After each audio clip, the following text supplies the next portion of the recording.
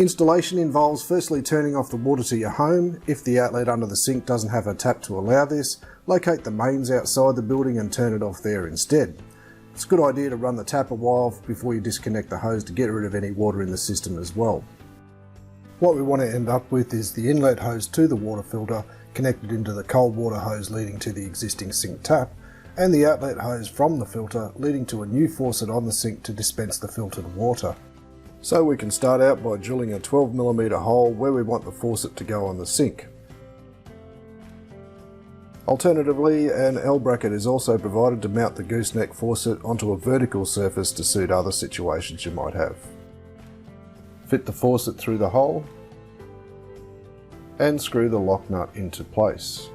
Now use the plastic joiner to connect the filter outlet hose to the new faucet. Disconnect the cold water hose and wrap the outlet in new thread sealing tape ready for the hexagonal joining piece. Thread sealing tape is your friend here. Make sure you use plenty of it on the hexagonal joining piece as well as all threaded connections.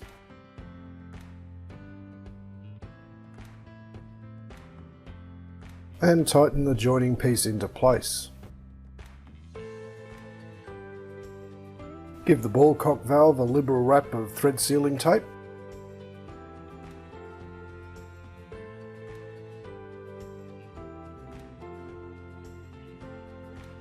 And screw it into place on the hexagonal joining piece.